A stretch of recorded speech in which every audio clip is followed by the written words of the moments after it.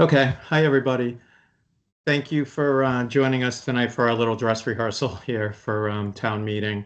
Um, I'm gonna breeze, it's a long presentation, but I'm gonna breeze through it as quickly as I can. Um, if you have any questions while I'm presenting, just raise your hand and Sue's gonna help me manage that portion of the meeting. So feel free um, to raise your hands anytime during the presentation, and we can have a back and forth as we go. Um, so I think everyone knows, but town meeting is May 12th at the Swallow Union at 7 p.m. Hope you make it. So I'm going to breeze through the presentation talking about each article on the warrant. And like I said, if you have any questions as I go, feel free to raise your hand and we'll call on you to ask the question. So Article 1 is a simple article. It's a standard article we have at every town meeting. It's to accept the annual report for 2024. And it also allows town boards and committees to report on their work over the year. This year, we expect to have two committees give a brief presentation on their work. One will be the Union Building Rehabilitation Committee, and the other will be the Library Board of Trustees. Article 2 is necessary to pay unpaid bills from a prior fiscal year. This year, you'll see here that we have 5 prior year bills totaling just shy of $1,500. Article 3 is another standard article that allows the town to vote to appropriate or transfer funds into the Water Enterprise Fund for the operating budget of FY25 if there is a shortfall. For this fiscal year, we don't expect a shortfall and we anticipate needing no action on this article. Article 4 is a transfer to the General Stabilization Fund of $50,000 from free cash. This is something that hasn't been done in quite some time in the town of Dunstable. Our current balance of in our stabilization fund is $349,000. This slide here just kind of breaks down our reserve fund balances. We have made efforts over the past fiscal year to try to do better in this area.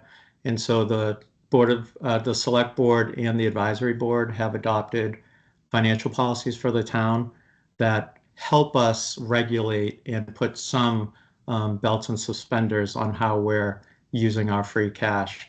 Our free cash, for those who don't know, is basically our savings account for the town. And so using our free cash for reoccurring operating costs is not best practice and not recommended by the State Department of Revenue. So we're trying to reduce our reliance on free cash for operating costs and also proactively transfer funds out of free cash to our general stabilization fund to increase our stabilization balance. So last special town meeting, the town created a capital improvement program stabilization fund. We are also recommending $50,000 worth of free cash to be transferred into this fund for long-term capital planning. These are some of the reasons why we're doing it. We not only for long-term financial planning, but also to reduce reliance on debt. While it's only $50,000, it's meant to be a step in the right direction and begin to set a standard and a practice annually that we will be transferring money into the CIP stabilization fund. As many of you know, for a lot of our major capital needs and capital purchases and projects, we often come to town meeting for debt exclusion overrides. So part of the reason we're doing this is if we can set aside funds on an annual basis, it may not get rid of the request for debt exclusion, but we may be able to reduce our request to taxpayers for debt exclusion on some of the larger projects. We're also hoping to use this funding for grant matching requirements. It strengthens budget flexibility and also allows us to be a little more flexible when unexpected projects or unanticipated needs arise. Here's some examples. They are not the only ones of some major capital needs that we know are coming down the road that are included in our capital plan. Police station, engine 6 for the fire department is planned for replacement originally it was FY28. I think we pushed it to FY29. I don't think we're going to be able to push that anymore. The fire station is well documented that we need to do something there. And also, for laughs and giggles, I've included road and infrastructure improvements. Our pavement management plan shows, I think at the time it was $8 million, but with inflation, it's around $10 million estimate now. Here's an outline of our, what did I just do? Shoot, sorry. Here's an outline of our town financial policies. As I was saying, using one-time revenues for reoccurring costs is obviously not a good idea. So we're really trying to use one-time revenues for one-time expenditures, capital costs, or transfer those into reserve funds. We've kind of set a standard of at least $25,000 of free cash be appropriated to the general stabilization fund annually, and then set some standards on what our goals are for balances in general stabilization and how much money we want to use for short-term capital expenses when it comes to free cash. Okay, so here's the big one. Article 6 is our budget. Again, I'm going to go quick. If anyone wants to comment or ask questions, please do. This is an overview of our revenue streams. It's no surprise to anyone that our major revenue comes from tax levy, from real estate taxes. We also get funding from the state. That's the cherry sheet revenue you see there. And local receipts are revenues derived from the town. So building permit fees, motor vehicle excise is our major one, and things like that. This year, we're also using $25,000 of overlay surplus. Overlay is what we use to pay down tax abatements and tax exemptions that are granted by the Board of Assessors. And we still are using free cash to balance the budget. That 408, though, it should be noted, that does include the appropriations to the general stabilization and the capital stabilization, and it also includes school and town capital improvements. This is just a breakdown of the levy from FY25 to FY26. You see that for operating, the increase for 2.5 is 3.84 based on what we projected in FY25. Our excluded debt is decreasing dramatically based on our debt schedule and some projects falling off. Here's just a breakdown of that excluded debt. As you see, from FY18 to FY26, we've steadily seen a decrease, excluding FY23, which saw a jump. This is a breakdown just to show you our free cash balance from 21 to 24 and what we used in free cash. So the good news is we've been able to really reduce the use of free cash from 21 to 24. So we're trending in the right direction. In addition, if you look here, we've been able to reduce the reliance on free cash for operating expenses to $105,117. Hey, Jason. Yep. We have a question. Yeah. Shoot. Oh.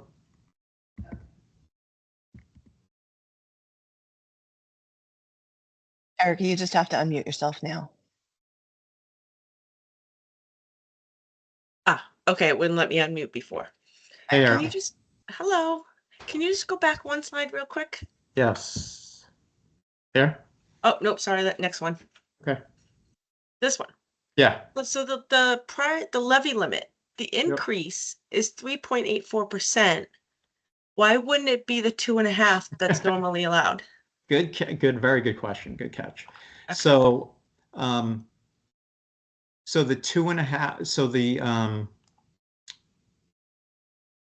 so the increase was, so we're seeing a larger increase than we normally would based on actuals because we saw larger growth in new growth than we anticipated. So remember, it goes up 2.5 plus new growth. We Okay. also based 24. We also based 25 on our projected 24 levy limit, and so the 25 levy limit was actually slightly higher than we estimated when we were doing our budget. So that's why. Okay, thank you. And I forgot about the new growth, so that makes sense. Thank you. Yep. It's a good question.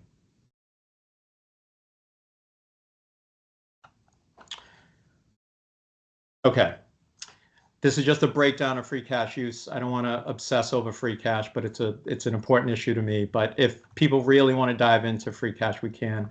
The moral of the story here is that we're using less free cash proportionally than we have over the last several years, even with our transfers into the general stabilization and the CIP fund. So the major changes. We get the 2.5 in tax levy. We get new growth. We're projecting slightly higher new growth, estimating slightly higher new growth than we typically do, just $10,000. We're projecting higher local receipts than we typically do. We usually estimate 750. We're estimating 800. The state aid we're anticipating is based on the governor's proposed budget. The House budget has come out since then, and it is a lower amount. But we think, I'm pretty confident that as it goes through the process, as it goes through the Senate, and as it goes to conference committee, the governor's proposed number is a comfortable number to use. Again, free cash is being reduced based on usage on operating expenses. Excluded debt is being reduced dramatically, and we're using $25,000 of overlay surplus. This is a breakdown of our FY26 expenditures.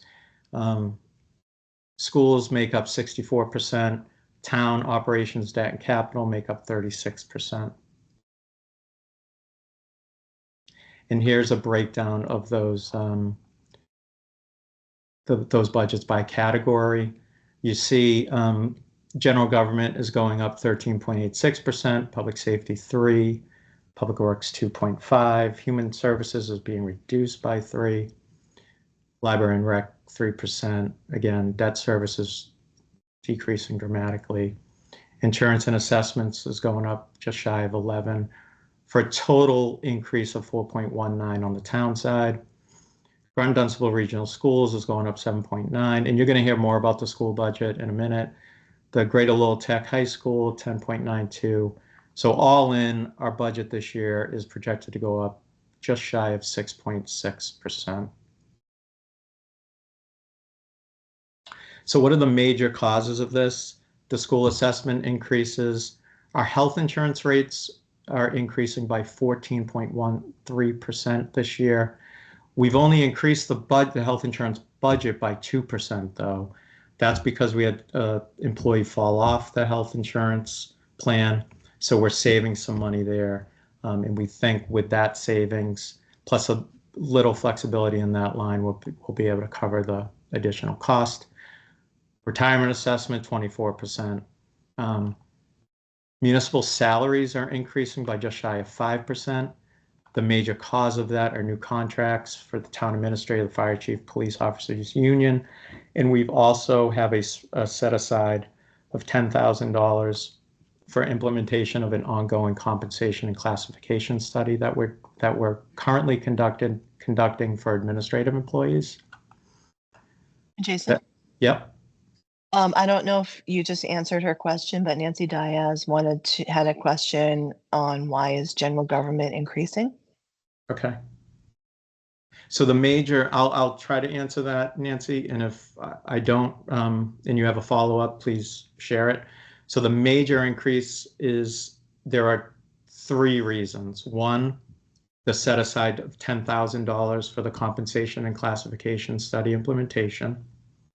Two, as I said earlier, we have an employee falling off of the health insurance plan. That employee was the treasurer collector, and we have a regional treasurer collector position. So we share the cost of that position with the town of Pepperell. And over the course of the last year, the major share component of the cost of that employee has been the health insurance plan. He got his health insurance through the town. So that was the bulk of our match for his salary, was our contributions to the health insurance plan he had.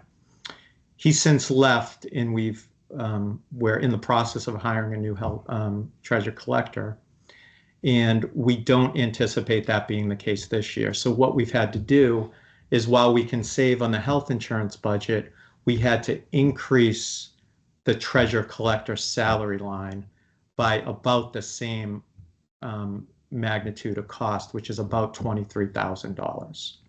So you see that increase on the general government side as well. It's basically a wash because we're saving on the health insurance budget and seeing an increase on the salary line of treasurer collector, but you're still seeing it there.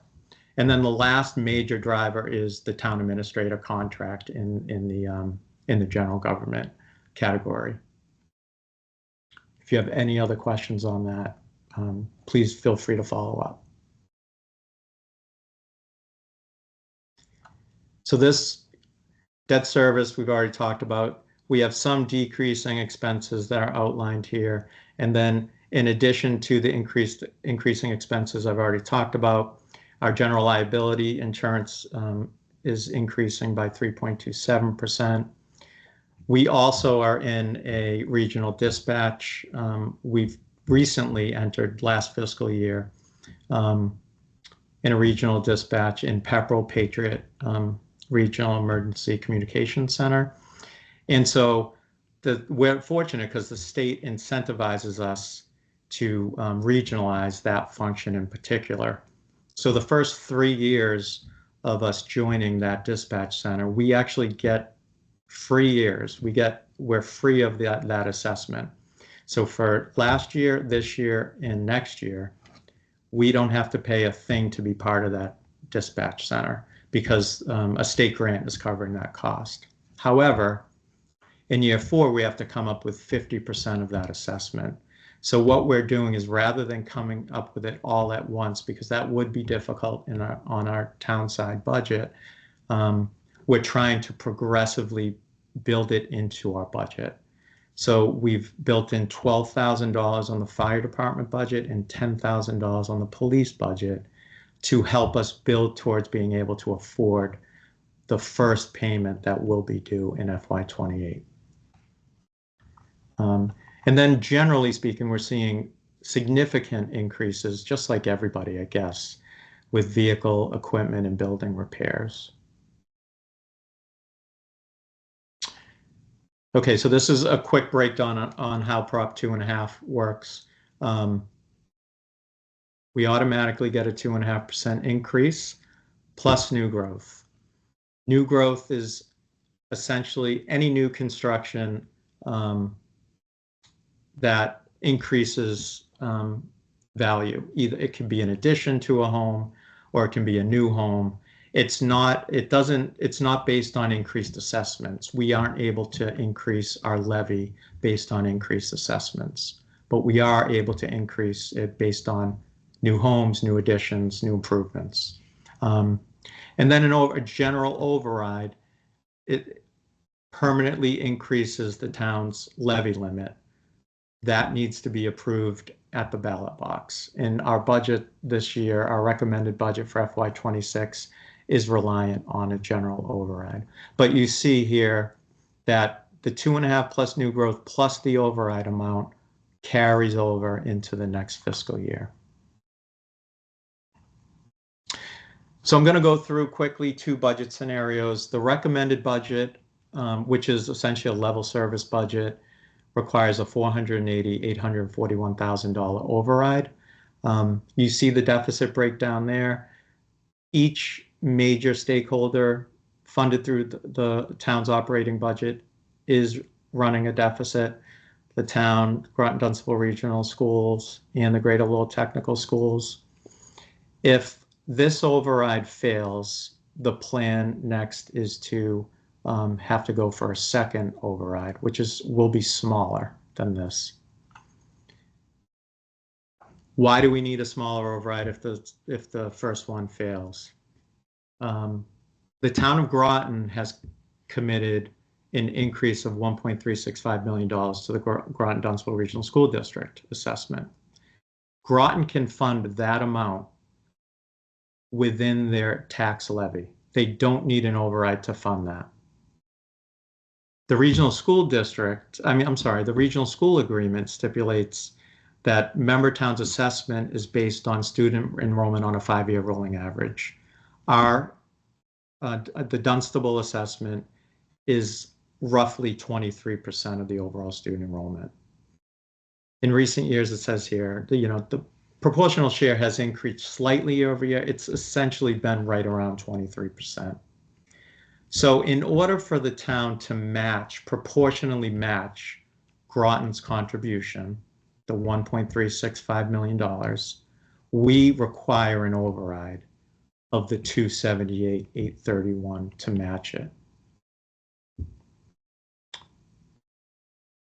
Now, what is the override based on the lesser override mean? What it results in is a significant deficit on the Groton-Dunstable Regional School District budget in the amount of $875,000. It will require reductions in personnel, teachers, nurse, counselor, paraprofessional, central office. Now that's after, you may remember, this year, where the school district cut $2.7 million in 24 positions from their budget. Now, if that override fails, the town of Dunstable will then need to reduce its budget by that amount. We'll have to call a special town meeting, and then we'll have to propose a balanced budget with those cuts, ideally before the new fiscal year starts. And here's a flow chart just to try to explain it and explain the process. If the override passes for the recommended budget, the $480,841, we'll have a balanced budget and we'll be able to maintain current levels of services for municipal and schools. If that override fails in Dunstable, but it passes in the town of Groton, the town will then have a deficit in that amount, $480,841. If the override fails in both communities, again, we'll still require a general override in the amount of $278,831. This doesn't support a level service school budget and would require an $875,000 school budget reduction. If the override fails, we will have a deficit in that amount. And again, the reason for that is essentially because Groton can afford a higher school assessment increase without an override than we can, and we are required to proportionally match Groton. These are the estimated tax impacts of the overrides. For the level service recommended budget, the impact of that override is $383.80 annually. Don't forget, without the override, the taxes are planned to increase the 2.5 plus new growth and excluded debt, which we are allowed to do under Prop 2.5. So that increase will be roughly $205. And this is the total amount, $589.41 for the level service budget. This is just a slide to give you an idea of the magnitude of these deficits, just comparing them to other categories of spending that we have in our budget. It's a massive number for the town side to absorb and would have devastating impacts if we have to absorb those numbers. There are a lot of communities dealing with this. This is just a slide to demonstrate that. The superintendent will talk in a minute about some of the reasons for that. Just historically, over the last couple of years, we've had to make reductions on the town and school side in public safety and fire and highway and town hall budgets on the town side in the Groton-Dunstable Regional School District. We just talked about what they were required to do for this fiscal year. There's a lot of future planning going on in the town to really do our best to look at ways for other ways for residents save money, like the aggregation program, and to increase revenue streams in other ways. And this just goes through some of the select board goals and priorities and financial policies, which we've talked about in some detail before. Okay, so now I'm going to hand it off. Jeff, are you there? Do you want to take the reins for a little while? You're muted, Jeff.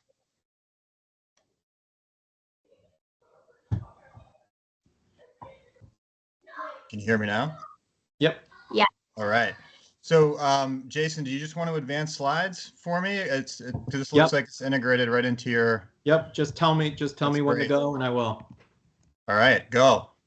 All right. So thank you, Jeff Bruno. This is my 11th year as a superintendent, but first in Groton and Dunstable. So I wanted to kind of like set the table a little bit. Part of this year has been going through an entry plan as a new superintendent, getting to know the communities, both communities, and also going through our first, obviously, budget process following 2 really difficult years. Some of the entry plan findings that I've shared publicly and at a school committee meeting last month is first around student learning and achievement. So some of the things that staff have identified and families and parents, and then also a lot of the data, whether it's MCAS results, our DESE accountability ratings, those kind of things. We are honing in on student learning and achievement, some of the things that we need to work on and have been this year, looking at achievement ranges that can be pretty wide across our 2 elementary schools. I will say Swallow Union earned a School of Distinction from DESE and was 5th in the state on academic achievement measures in both, math and English language arts, MCAS, which is a huge just feather in the cap for our staff. We're looking at ways to strengthen literacy results across K-4 and our math performance, in particular K-8, improving student growth percentiles for our lowest achieving students and trying to close the achievement gap across all of our schools. Strengthen language arts achievement, which dipped particularly at the middle school, and then looking at writing results, again, particularly across the middle school grades, and then closing the gap between our highest and lowest performing students at the high school level and continue to compete with some of the highest ranked public high schools in the Commonwealth. And if you could flip to the next slide, Jason.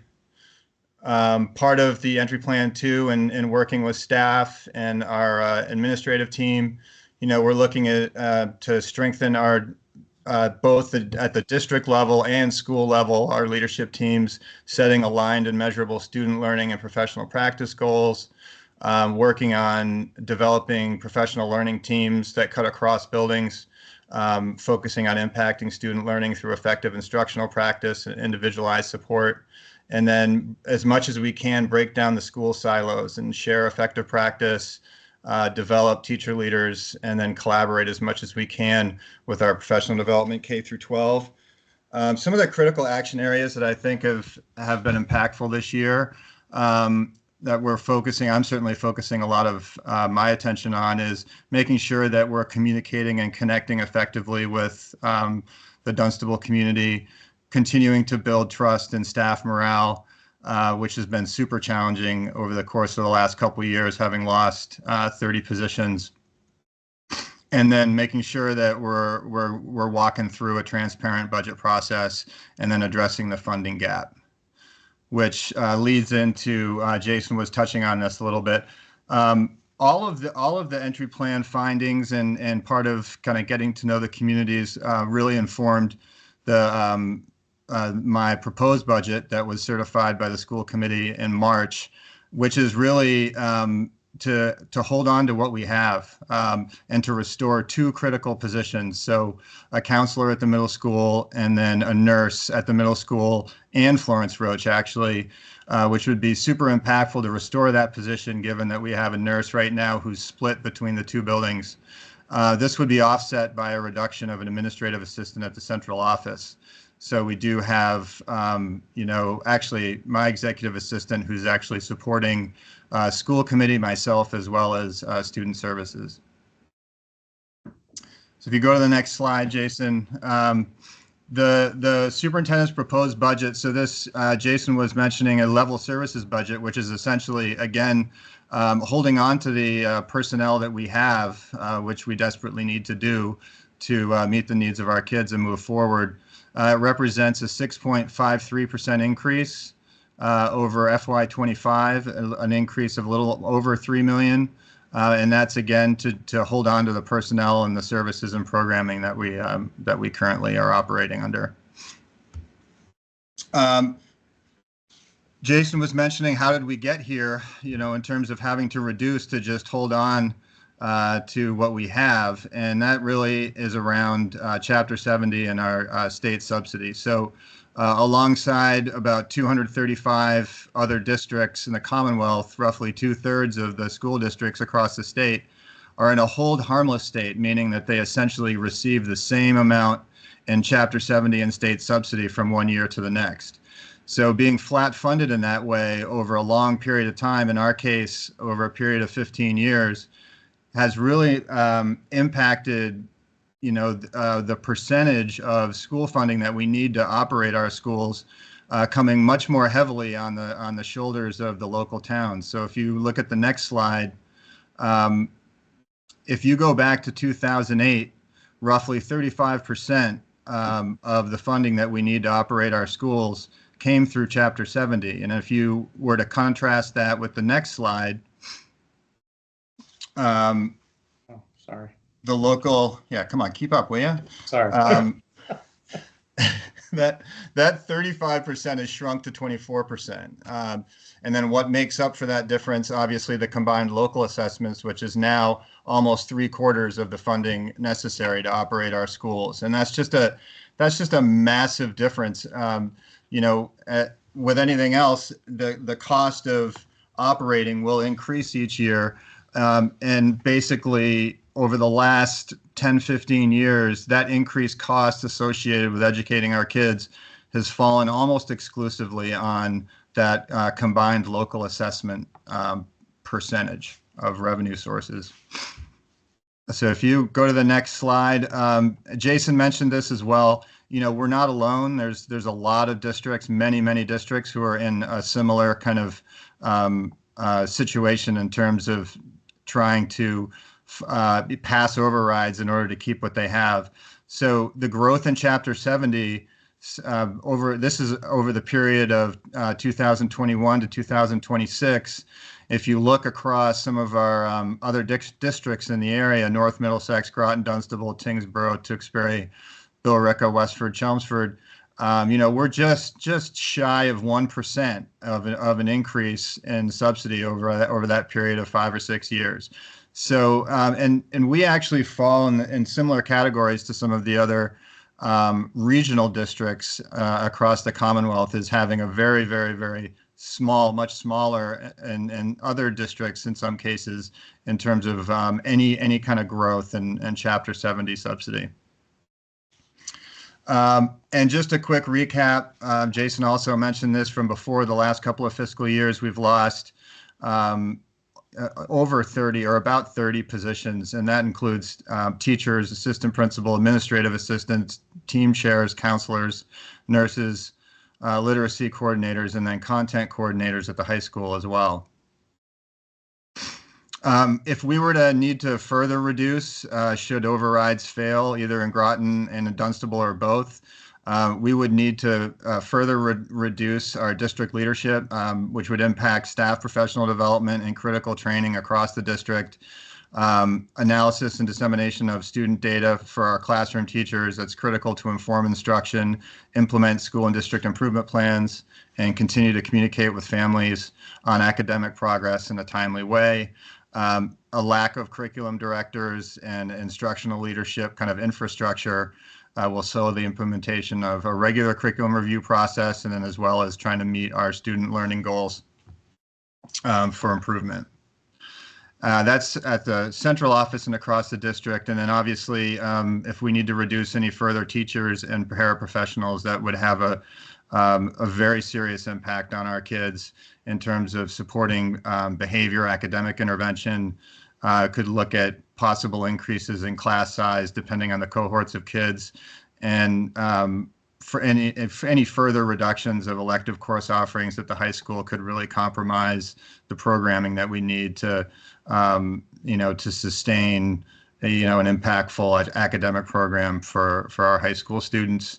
And any further athletic or club advisors reduction in extracurricular or co-curricular activities really has just a huge impact on our high school and middle schoolers who, that's just a big part of community building, and then also impactful for what they may choose to do and pursue post-graduation.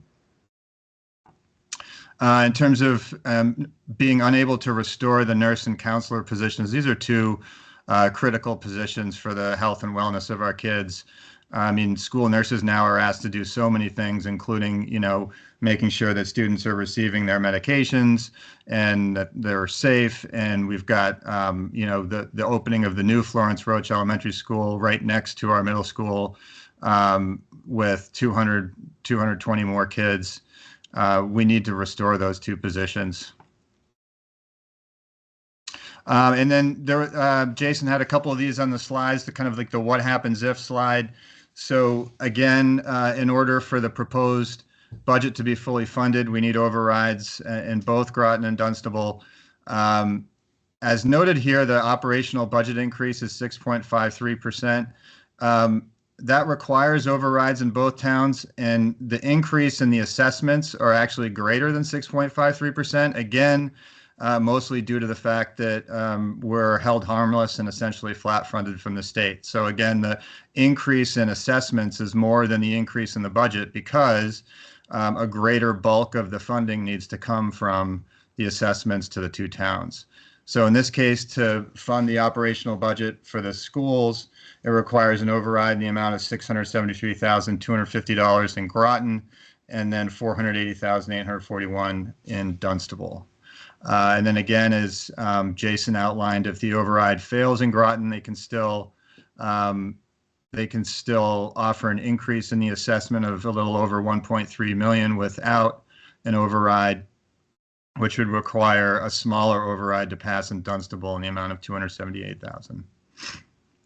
If there were overrides to fail in both towns, and there were no reductions to accompany what Groton can give in Dunstable, then the reduction to the budget would climb from 875,000 to almost 1.7 million.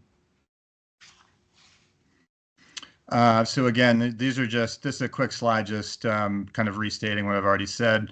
The override amounts needed in both towns. In Groton, it represents a 7.7% increase in the assessment over FY25, and then in Dunstable, it represents a 9.3% increase over the FY25 operating assessment.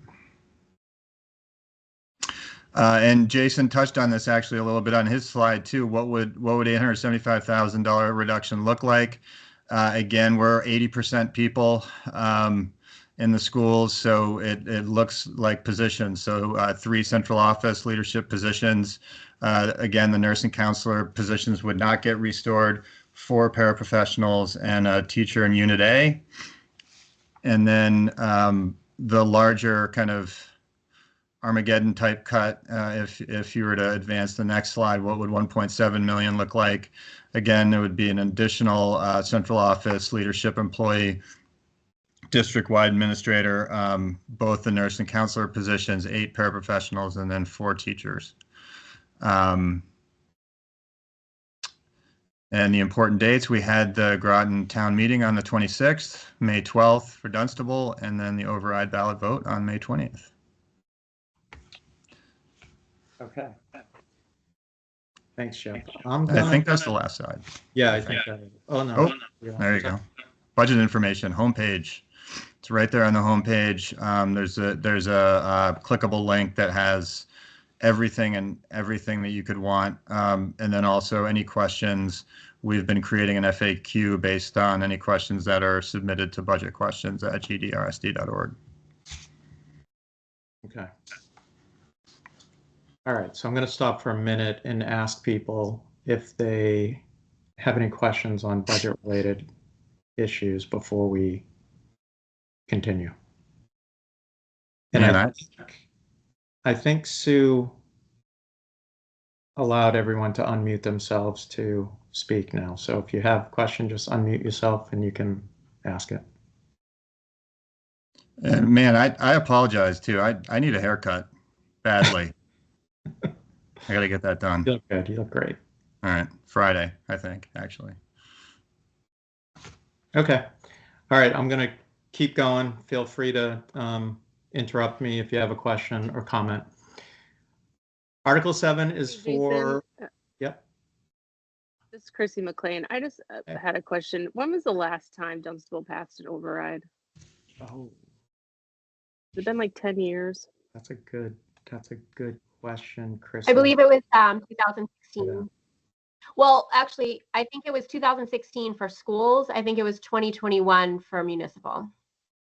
Oh, 2021 is right. Yeah, for the police department. Yeah. But for schools, it's been 9 Yeah. years now. Is Yeah, that replaced? Yes.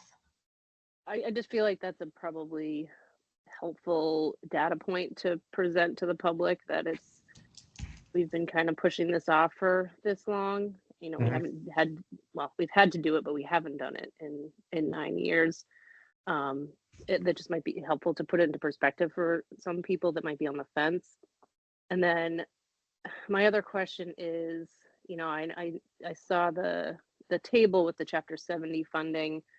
You know, I'm not sure how those towns compare to us, but curious if something similar could be put together with, and if it's that town, those towns, or some other towns included as well, comparing tax base in Dunstable compared to other towns. Like, I know the Groton tax base is a lot higher than our, maybe not a lot higher, but it is higher than ours. And that from our perspective in Dunstable, our tax base is fairly low for a town like this.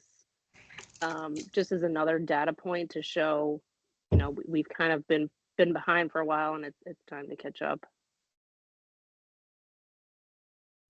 Those Good are great points. Yeah, great comments. Yeah. Yeah, just my 2 cents. Thank you. Yeah, no, thank you. Thanks, Chrissy. Jason, I also have a quick question. This is Erica. Hi. Has it been considered where, you know, it does put a heavier burden? Has it been considered to maybe take the CPA contribution down to 1% for a year or two to kind of help offset the increased costs to the schools? And then once we, you know, if they get the Chapter 70 funding fixed and all of that, then maybe get the CPA back up to the 3%? Not that I'm aware of. I haven't heard anyone talk about that or propose that. It would take, in order to do that, it would take a town meeting vote and a ballot question vote. Okay. But I haven't heard anyone. Because, and you can correct me if I'm wrong, it was a quick math. If we did do that, that would actually give us more than the minimum of the 200 something that we needed, The 3%. that you were going to put for the smaller override. You may be right about that. I'd have to look to confirm, but you might be right about that. I'm not sure. Okay. Yeah. Thank you. Yeah.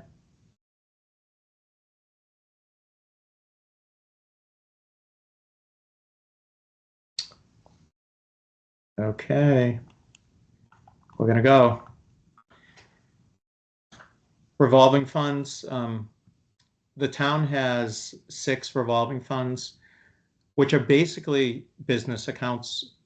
Money goes in and money can come out, generated for a particular purpose and can be spent for that same particular purpose. So every year we're required under the law to set expenditure limits in each one of those revolving funds. Article 8 is capital improvements for municipal departments. We're allocating $120,000 for capital projects. That $120,000, I think, as I stated earlier, is coming from free cash. These are the projects we're hoping to fund in 26. If you add them up, they are more than $120,000. But we're hoping to be able to piece it together with other funding sources and potentially some funding in FY25 to combine to get all these projects done. But these are the projects planned to Jason. move forward in 26. Yep. Hey, Jason, it's Tiffany. I'm under Matt's account. Hey.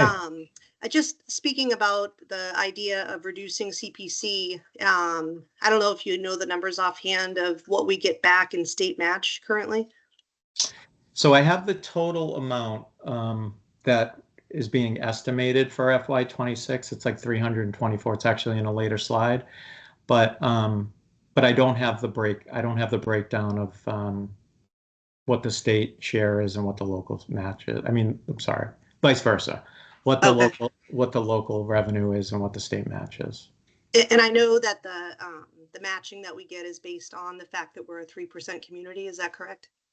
Yeah, we get more funding because of that. Okay, so if we reduce, we would get less funding back. Yep. And then projects that would be completed with CPC funding, if we didn't have that, where would that money come from? So yeah, we have 2 projects currently that have debt service associated with them.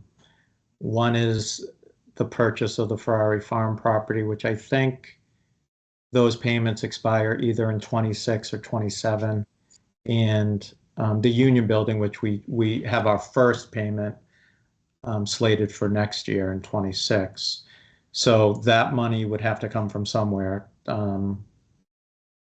Roughly $85,000 for the Union Building annually, and roughly about $80,000 for the Ferrari Farm property. Okay, so it would certainly limit us on other projects that we could do. Right. Under And CPA. then it sounds like the money that would be like saved by reducing what contributed would actually, it wouldn't really be saved because we would need to find it somewhere else. Eventually, yes. Eventually. Okay, thank you. But isn't there, correct me if I'm wrong, isn't there a balance in that account that we could use? That's right. There are balances. Like, I get you're not going to get the state match. I get that. But you have to kind of pick and choose. You can't have everything. So if we need it for the schools at this point in time until they fix the Chapter 70, I would think there has to be some sort of compromise. I see Leah has her hand raised. Yep.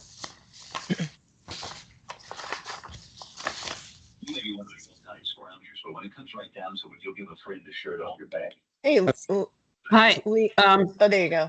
Yeah, I just wanted to note that if we were to remove the CPA funding, that money does not go back to the general fund. That's just money that is now lost. It's not money that is collected through the surcharge. It's not money that you can take and then redistribute to the school or anything else. You would just be removing the surcharge revenue that would be coming from the CPA money. So it's really not, it's not a sensible. Right, but I mean, it might help with people, you know, the taxes are going to go up if we approve. Like, if I said to you guys, I'll say yes on an override if we can take the CPA down to 1%. So people's taxes may go up, but it's going to be offset because they won't have such a high CPA surcharge. I understand what you're saying. I don't fully agree with you that it helps the town.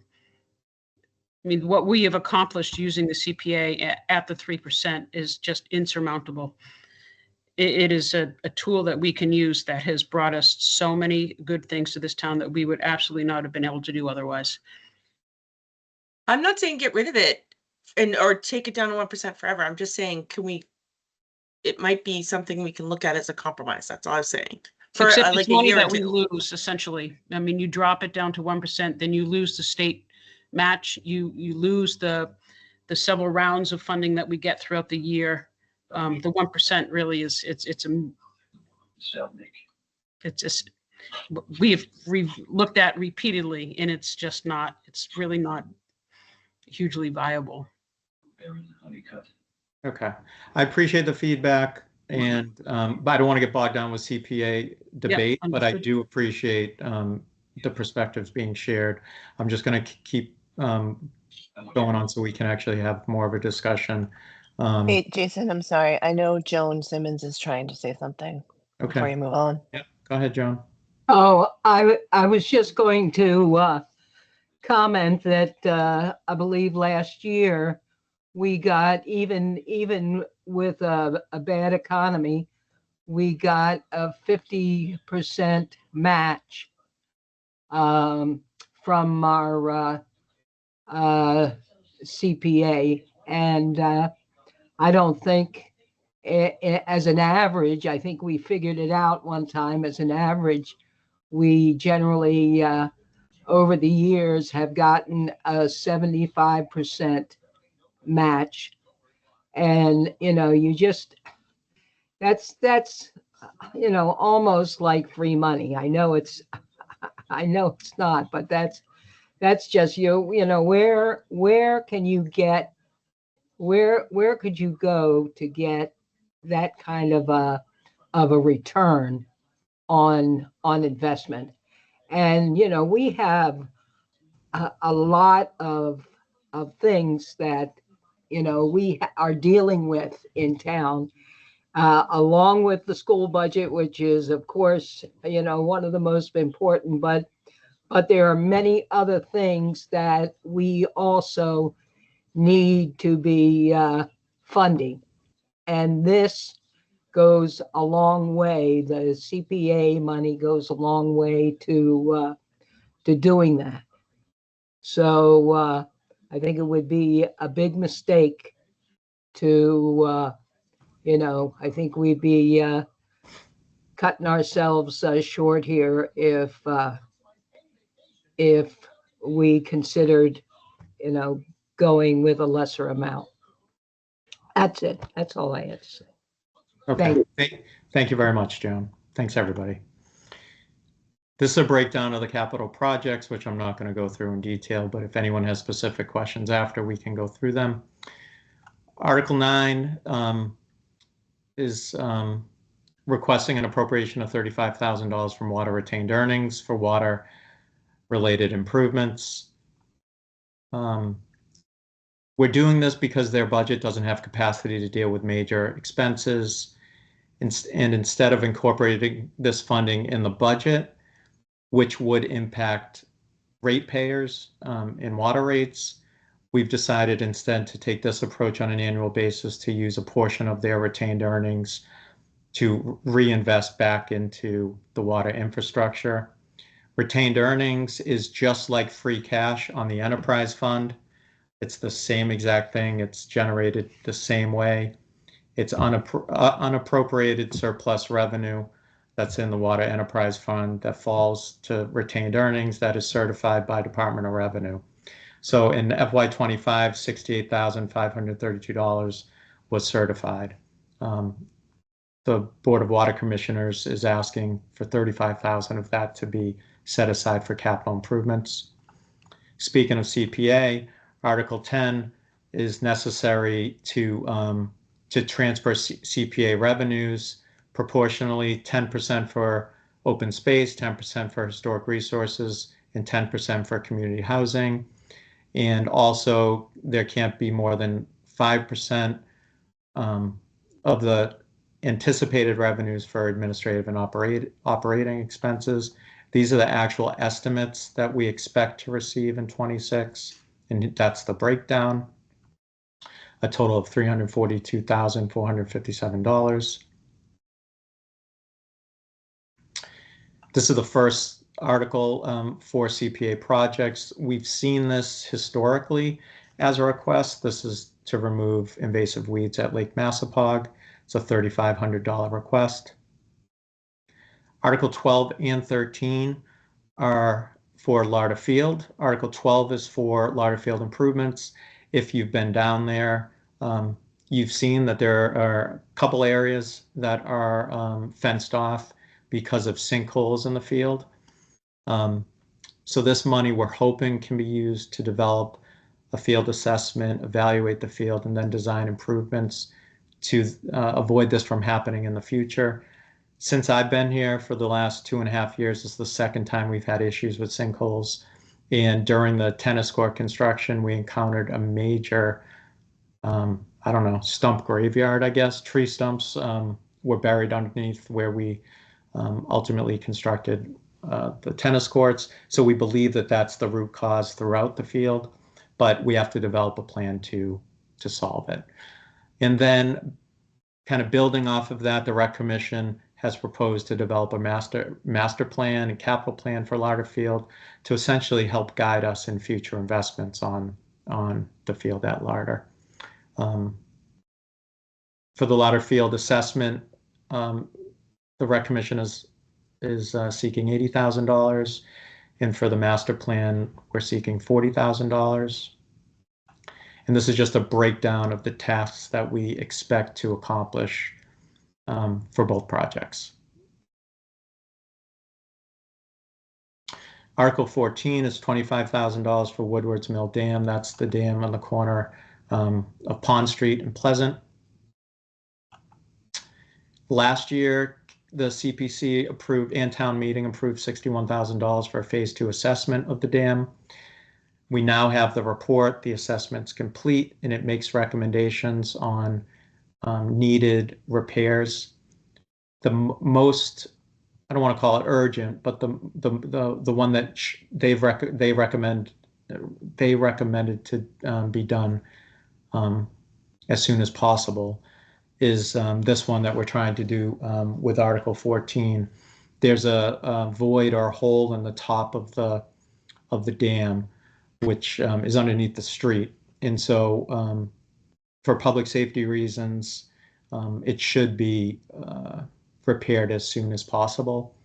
We don't want it to become a hazard for vehicles on 113. So this funding will make that repair and will allow us to move forward quickly after town meeting.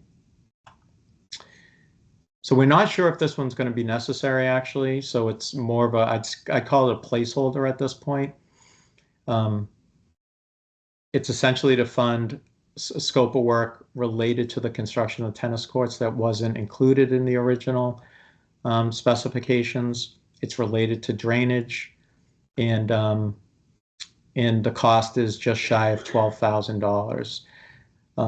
Our town engineer has recommended additional drainage trenches essentially around the tennis courts to deal with stormwater.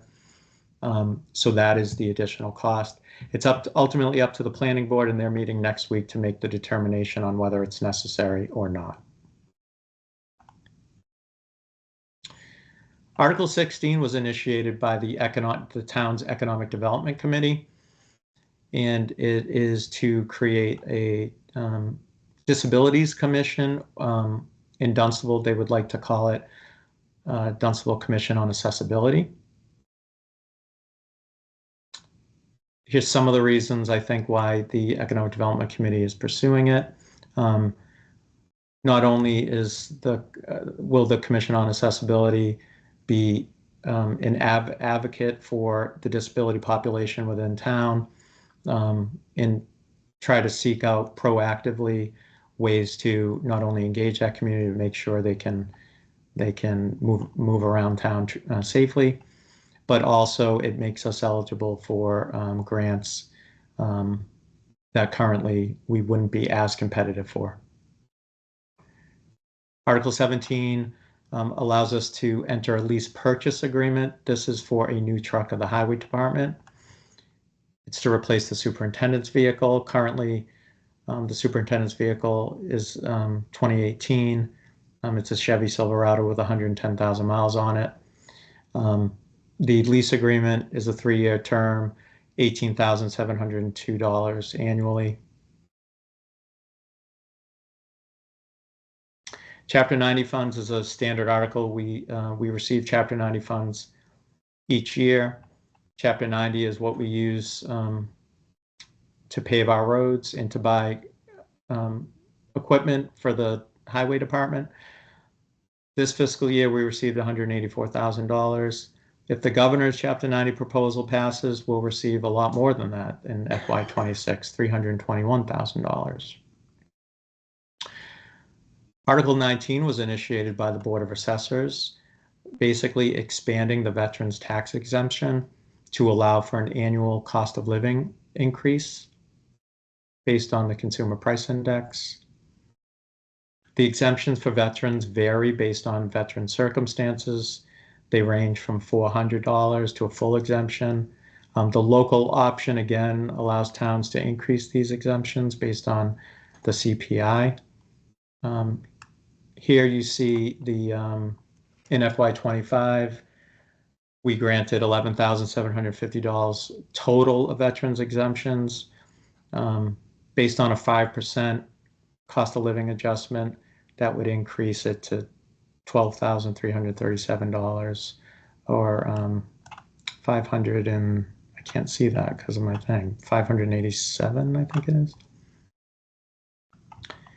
All right, and this is a municipal charges lien. What this allows us to do, it will allow us to do, is lien certain fees and charges to a resident's property tax bill if they go unpaid. It's mostly focused on fees and charges related to land use review with planning board. And right now, if those fees go unpaid, which we've encountered a couple times since I've been here, we don't have any real mechanism to collect them other than bringing them to court. And in most cases, that's a costly process for the town, and not only costly, but a long process. So it ultimately is a decision on how much the fee is and how much it's going to cost to bring somebody to court to collect it. And oftentimes it just doesn't make sense. So so this would allow us to actually efficiently be able to collect unpaid fees, and that's why we're pursuing this. All right, this is the last article, floodplain update to the town's bylaw. FEMA has updated their floodplain maps. And so we are required to update our bylaw based on the updated maps and based on a model bylaw that was provided to us by the state in order for our residents to be able to participate in the National Flood Insurance Program, which is essentially backed by FEMA. So the purpose of the update is to ensure conformity with the state flood zoning law and to maintain our status as a national flood insurance community. The new map designations enacted by FEMA go into effect July 8th. And here are some of the updates.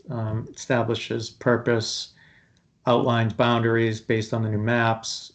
We are required now to designate a community floodplain administrator, update some of the development regulations, and have specific definitions in the bylaw that are only related to the floodplain bylaw, not the entire zoning bylaw. All right. That's all I got. Does anyone have any comments, questions, any issues? Yeah, go ahead, Erica. Just on that floodplain, the floodplain administrator, would that be a new position? No, it would be a current position. It's actually in the bylaw will be the building inspector. Oh, okay, thank you. Yep.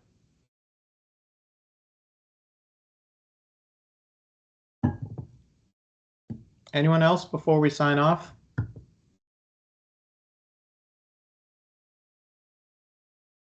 Okay.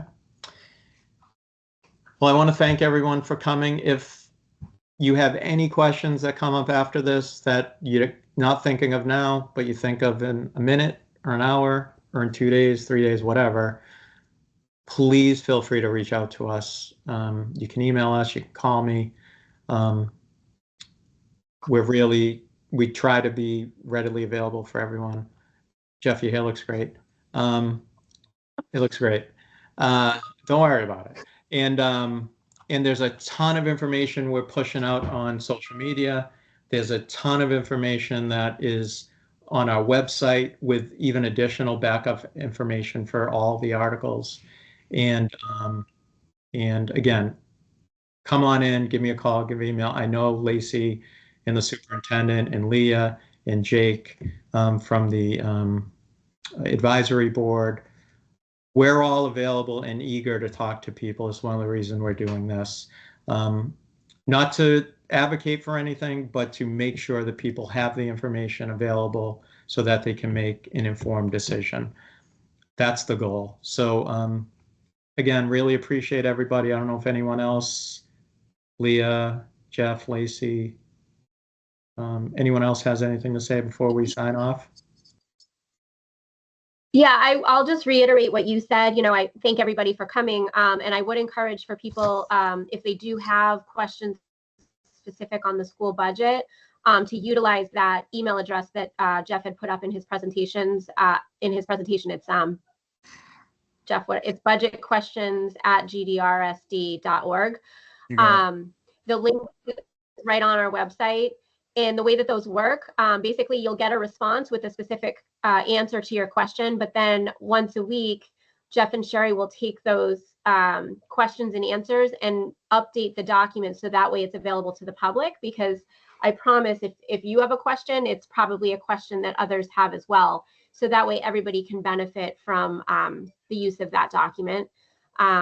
So I would absolutely encourage everybody to use that email address or to reach out to any school committee member or to the administration, and we will get you the information that you need.